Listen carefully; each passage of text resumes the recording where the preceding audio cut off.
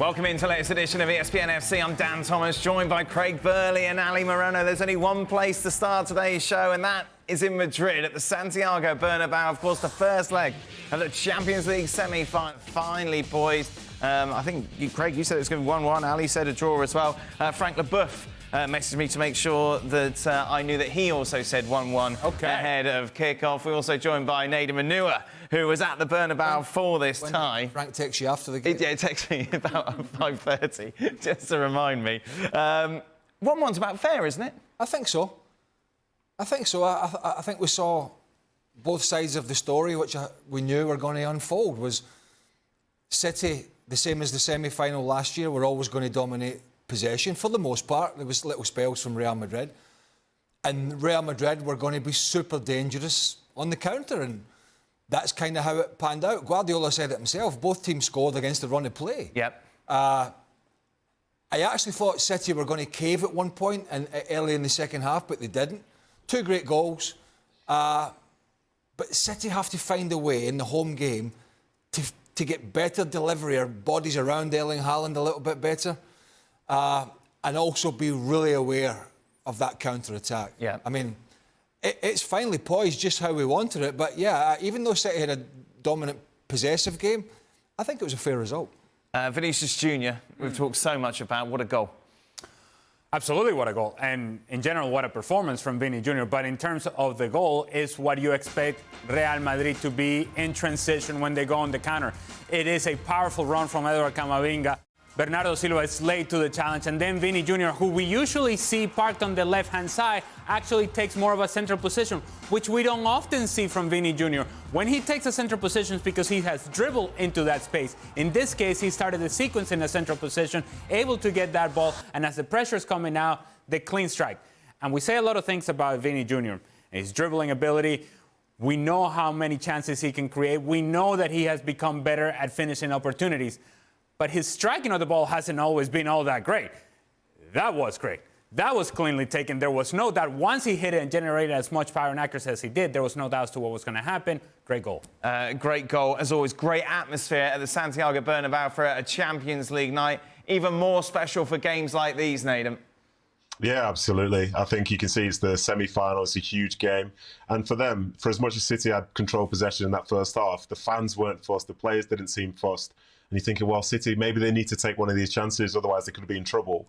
And lo and behold, the Real Madrid experience at times is one whereby you think you're in control, then they have a shot, they take the lead, and they look like the most comfortable side on planet Earth. But yeah, when that goal went in, it got so loud. And you start thinking, oh, this is what they do, this is how they do it, this is why sometimes they win with style, sometimes they just win. But what they do in that space is just come with supreme confidence. And yeah, they seem good for such a spell. And I think the honesty from the two managers in terms of saying that they scored their goals when they were under pressure, I think that was very, very true when you look at this game itself. And fair play to Madrid, because I thought in the second half they were better and it felt as if they were going to get that second. But Kevin De Bruyne steps up, and it wasn't even his best of games, but he stepped up in a very big moment. And for them, they've got a few tweaks to work out for the game on Tuesday. But ultimately, I think they'll play with more tempo, more aggression, because they'll have 50,000 of their own fans there cheering them on this time, instead of the 60, 70,000 that were whistling very, very loud for 90 minutes today. Frank, did you enjoy this? I did enjoy. I enjoyed the fact that it was very interesting to see that the two teams conceded their goal or scored their goal while they were all dominated by their opponent, and that's quite paradoxical. It's not when Manchester City were dominating in the first half that they scored, and the other way around for Madrid. But I enjoy what I saw defensively. I thought Rudiger was absolutely fantastic against Haaland. And if you show the fantastic tackle of Alaba in the second half on Haaland, you didn't show the great tackle that Diaz made on the Vinicius assist to Benzema. That was pure class. You know, sometimes we emphasize the offensive aspect of the game, which is the essence of football. But what they did defensively, both teams at some point were very interesting as well to see at the top level. And the goal that Vinicius scored comes from Eduardo Camavinga, as Ali said, with a fantastic 1-2 and a big run. I mean, for me, Eduardo Camavinga did 75% of the goal, and Vinicius finished it. So I enjoyed the game because it was very balanced. That's a bit harsh, Frank. No, because De Bruyne showed as well that it's quite easy to score a goal from distance. I see. To bring the ball up there, you know, it's a different matter. But whatever, it's a detail. I enjoyed the game because it was a balanced game. We couldn't say Man City was over-dominating. They had the possession, but it doesn't mean anything to me. But it was really balanced, and Madrid just waiting for the right time to punish them. That was very interesting tactically from both coaches. I enjoyed the game, yes, I did. The defensive aspect is an interesting one, particularly from Real Madrid's perspective, because Militao will be available. Yeah, he was suspended, of course, for this first leg, hence Rudiger comes in. And plays really well. Now, by normal standards, Militao walks straight back in, and I kind of think it will happen. You would imagine. But these two played, as you mentioned, extremely well. They rarely got too far apart and left big gaps. And they got some good protection. And you know, there was some of City's balls into the box were not to the normal standard. I didn't think they got enough running at the fullbacks. Obviously, I felt Silva didn't have his best game. I thought the Grealish-Carvajal was really interesting, and we heard Jack Grealish on BT Sport being interviewed after the game talking about it, and he was very candid, said all my mates and people had warned me, not his mates, but people had warned me about Carvajal before the game. They warned me that he's a wily old fox. Sure. He knows all the tricks. He's going to try and wind you up. He's going to try and get tight to you. And that's how it sort of panned out. And in some sense, it might have taken Jack Grealish just off his game a little bit because Carvajal played him really well. And I felt Foden, or particularly Mahrez, might have come on to start running at those full-backs and dropping the shoulder. But Guardiola seemed quite content at 1-1 to say, no, this is a very good result for us. We're taking it back. And it's hard to argue that. But yeah, the referee worried me during that game. You know, he made some really good decisions. But he also made, for both teams, by the way, some really iffy decisions. OK, well, let's touch on that a moment, shall we? Because this is a big talking point in Spain. Ancelotti, after the game, said the ball was off the pitch. This is for the Kevin De Bruyne goal. That's it. Technology said it. Didn't really. A broadcaster has kind of drawn lines and said that it was out. I don't understand why VAR didn't check it. The referee didn't pay attention to many things tonight. Well, our colleague Dale Johnson, who's a bit of a VAR expert in the UK, as we know. Once Camavinga loses that ball, again, next phase of play as well. So whatever you may think in terms of whether the ball was out of bounds or not, it becomes a moot point. It becomes totally irrelevant once the ball is recovered by Real Madrid and lost by Real Madrid. Two different phases of play, we move on. And it's not as if Camavinga lost it in the penalty area under pressure. He lost it outside his box with 5 or 6 yards of space. So, look, in the heat of the moment, Ancelotti feels aggrieved. But we can look at other things in the game. Toni Kroos was booked for a real cynical challenge in the first half. I mean, round the waist, basically. And then dived in the edge of his own box, trying to win a free kick. I think it was from a Kevin De Bruyne challenge. It was no contact. So could easily had a second yellow and been down to 10 men. So it kind of swings in both ways. I don't think that's got any detriment to the result. I think the result is what it is. And as Ali said, once Camavinga gets that ball back and is in comfortable possession, that is really not an argument now whether the whole ball was over the line or not. The reaction from us was watching this, obviously, on television was, whoa, when De Bruyne hits that into the back of the net. Was it a familiar kind of emotion at the Bernabeu, Nedum? Yeah, a lot of people were jumping around me, but it clearly wasn't like the same for the Madrid fans. And it was a fantastic strike, and at a point where, as we say, the feeling was more so as if they were going to concede. For him to step up, in that moment and strike it the way that he did, it's such a clean strike, so low to the ground, but then struck so well.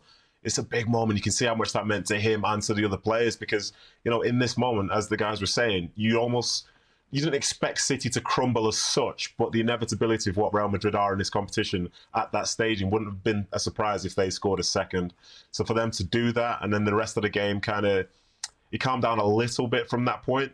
But yeah, what a fantastic strike. Such a big moment and a big player stepping up for the team. Speaking of big players, obviously, Frank, all eyes are on Erling Haaland ahead of this game. We've asked a lot on this show, how do you stop him? Did Rudiger give us a good indication about how you could actually keep Haaland out of the game today? That's a good indication for some people who can have the tools that Rudiger has. Last time we talked about Haaland, and I say, well, I think the worst thing is to stick to him and to be too close to him. But Rudiger showed today by sticking to him, by being very close to him, you can be successful against Haaland. But it's only few players who can do that well as Rudiger did today, because most of the time the guy is going to turn around you because he's stronger than you, and it's going to be so powerful that you can cope with that. But Rudiger is a kind of player who can deal with that, and he did very well today. And the question was asked by Craig, what would be the decision for Carlo Ancelotti? Because the way Rudiger mastered his defensive aspect of this game today, let me think that he should play next week, because I'm not sure that Militao can cope with Haaland as Rudiger did. But it's going to be another game. He's going to be away from home. He might play differently. Haaland might be served more in a more dangerous situation. So, well, it's up to Mr. Ancelotti. But Rudiger did well, and Haaland didn't do well because of him and because also of the covering of Alaba. But if you're sitting deep as a team, and that's what Real Madrid did for a lot of it, it's easier to get tight as a centre-half. Okay. Because you've got less space between your full-backs and your midfield. Now, this is going to be the same in the second leg for Erling Haaland, and they're going to have to figure it out that maybe only once or twice he had 30 or 40 yards to run in behind. The most of the time, there was no space, and City were probing and prodding. And, they got so much space down the right-hand side, Man City in the first half an hour. They didn't make the most of it, because Vinicius Junior was not tracking back, right? And down that right-hand side, Stones was stepping into midfield, and Walker and Silva were getting down that flank for fun. And Camavinga was getting outnumbered, but they didn't take advantage of that space they had in that first half. And that's what they're going to have to figure out, because Erling Haaland and Real Madrid, it's the same game at Man City, maybe even worse. Edge of the box, sitting deep, not giving any space away, looking for the counter. So City's wide play, their crossing, and their speed of passing is going to have to be better. Otherwise, it's going to be equally as difficult to break this side down. For a little bit of context here, Eder Militao, in my opinion, has been the second best defender in La Liga throughout the course of the year, behind only Ronald Araujo, who has been outstanding for Barcelona. So Eder Militao will play. So could you have Militao and Rudiger? Nope, because Militao needs somebody to hold his hand, and that's what Alaba brings to this team. Alaba will organize, Militao will provide the physicality. The same sort of physicality that Rudiger provided today, Militao has done over the course of the season. So if he's healthy, which he is, and obviously comes back from suspension, he's going to play. In terms of what we saw from Manchester City today, and to the point that Craig was making, that they didn't take advantage of that right-hand side as much as they should have, it was a similar approach than we saw from Manchester City against Leipzig. When the game away from home, it was 1-1, and it felt like there's an opportunity here for Manchester City to get after Leipzig. It was the approach of Pep Guardiola to actually get conservative and to not make any substitutions and not change any sort of dynamics on the field. To say, you know what, we're going to stay with these guys. They have this under control. We'll take the 1-1 and we'll go home.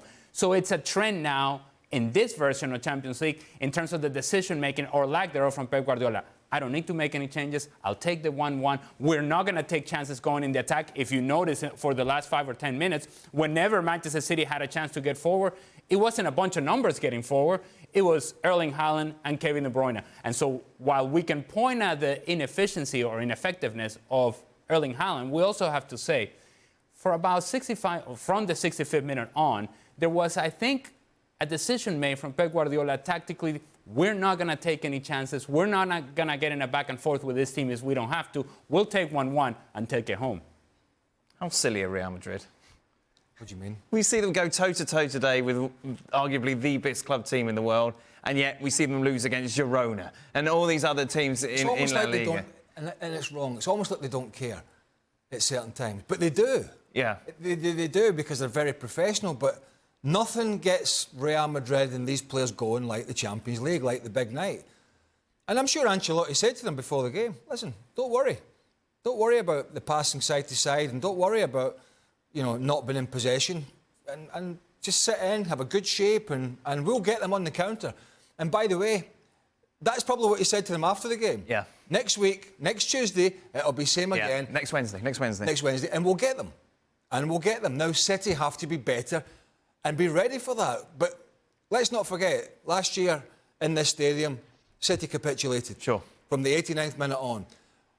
That could have happened today when Real Madrid put them under pressure 15 minutes into the second half when they were a different team, Real Madrid. But City hung in there. Ederson had to make some saves. And of course, City are still favourites. Yes. But this is the most dangerous team on the planet with their backs to the wall, Real Madrid, that is. And I don't know whether the guys agree or not, but honestly, when Real Madrid get on transition, Manchester City looks very vulnerable. And it looks scary for Manchester City at times when Vinicius is running, when Rodrigo is running, sometimes when Valverde is joining the attack, and we haven't even mentioned Karim Benzema. This is a team that can play the way that they're playing defensively, can absorb the pressure because they know that they don't need that many opportunities, given the talent that they have going forward once they get out on that sort of transition. And so it would seem absurd to believe that Real Madrid would be comfortable having 30% possession as they were having in the first half. And yes, they were. They were comfortable. And Santiago Bernabeu, and they were comfortable. And now the people at Santiago Bernabeu also realize this is the way this team plays the best. This is the way they control the match. It may seem like they're not in the game, but they're very much in the game. So to think of Real Madrid doing exactly this away from home, well, it wouldn't be unusual. It would be the plan that they thought of already. This is a team, again, that now absorbs pressure, that doesn't have to control the midfield, which we have seen from them in the past. That it was the strength of this group. They don't really have to control it through the midfield anymore. They just have to force a turnover in a bad area and get these guys running the other way. And when they do that, it looked to me as Manchester City were very vulnerable. So much so that it felt like Real Madrid were more dangerous without having the ball than you had Manchester City with all that possession. Let's take a look then at the odds then to qualify for this year's Champions League final. Craig mentioned, no surprise, Manchester City remain favourites, 7-2 Real Madrid 5-2. How are you feeling, Nedum, going into that second leg next week? I'm just glad that the second leg is in Manchester, because I would not want to be going to Madrid for a second leg. I think given everything that the guys are saying, that is the energy that they have in that place. They're very comfortable out of possession, so they almost make you feel like you're in control, but realistically they are. And as soon as some of those dynamic players come into action, they're incredible. I mean, even the goal for Vinicius Jr., that's Camavinga just getting a 1-2 on Bernardo Silva, and before you know it, he's clear of everyone. And I think Valverde, when he was running around as well, at his speed, they're very, very hard to match. But from a Man City perspective, the fact is, at home in the Champions League, they've got an exceptional record. They're going to have all their fans there, and they understand how big this game is and how significant it could be for, say, their hopes of winning their first Champions League. And again, to look at the game that was last year, even though things are a bit different, they scored 4 against Real Madrid last year, and the belief was that they should have scored more. So as a consequence, I imagine they'll believe that they can create chances. They'll look at the game today, know the things that need to be tweaked, and it sets up beautifully because both sides will know the weaknesses of the opposition now. And this is where I'm expecting a high-scoring game next week, and that's not the worst thing for the viewers, is it? Nedum, an interesting point you made earlier on. You said that there wasn't any sense of panic from Real Madrid on the pitch or in the stands. The fans have seen it, they have so much confidence. The same can't be said, though, for your supporters next week, given how much hype there is around the Champions League. Real Madrid score early or something like that, and that kind of tension is going to come across on the pitch, isn't it? Contrary to what we saw today from the Real Madrid fans. Well, spin zone for you, Dan. If Man City go a goal down next week, the fans will get louder. The way that the club has come across all those years, even though things have been great for them for the last 10 years or so, they come from a place whereby misery was kind of associated with their fandom. And if they are the underdog, they would prefer that. A lot of them don't like the feeling of just being in the ascendancy. Like, even, say, when they played Arsenal, for example, I think Holding scored his goal, and lots of people looking at the clock, it's 86 minutes, and they've dominated a game, and they're panicking, thinking the worst is going to happen. I guarantee that place will get louder if they concede first, because they'll know that there's a task that involves them going uphill and taking a forward step. Whereas the moment they take a lead, should they have it, a lot of that fan base want them to take a backward step and be more conservative because they're always concerned about the worst thing happening. So that's why I think it makes for a fantastic tie. And if they would have lost today's game, like I said, I think the atmosphere would have been potentially better than if they would have won it comfortably, because there's that sense of anxiety that they're going to blow it, even though in recent times they tend not to do that. Are you suggesting these players are going to be affected by the crowd? Yeah. Kevin De Bruyne, Ilkay Gundogan. Well, why not? Bernardo Silva. They're human after all, aren't they? If there's a nervousness, tension in the crowd, surely even the most esteemed, established players get affected by that. Well, I think less so. You think so? Yeah. I mean, as a youngster, yeah, absolutely. Right. But I think tried and trusted players come to accept what's happening on the field and what's happening in the stands. Right. So the fact they've never won the Champions League, the fact that Real Madrid did them in the second leg last year, that doesn't play on the players' minds at all. At the end of the day, they can't change that. They can't change that. They can only control what they do in this second leg. Right. They can only control that. They shut the crowd out. You play your game. You play the game that's in front of you. However that's panning out, whether you have to chase it or whether you have to keep control of it or sit a bit deeper. And that's why these players are, you know, from both sides, are elite level, experienced players. And yeah, I don't think the crowd will have much of effect in a negative way. Obviously, if Real Madrid get a couple of goals, City will know that they're up against it, and that could happen. It's just going to be an amazing game again. Yeah, It really is. Give us percentages then, Frank, to go through. Well, the thing is, for me, I want to know, and I will only know when they're going to play next Wednesday, the mindset of the Manchester City players. Today, I found them shaky a little bit at some point where they play in the rhythm of Real Madrid. They wanted to impose something, but they realized very quickly that they couldn't do so. So they say, okay, we're going to keep the ball. Don't take any risk. Try to be conservative in a way, you know, and that's going to be the worst to happen to them if they do so next week. They will have to have the mentality that they have in the Premier League, that nothing can happen to them, that they're going to be fast in their action, accurate, and they're going to score a goal. Then they can win and easily win. And it's why I want to give, I would say, 70% to Manchester City to go through. But only if they think they can win.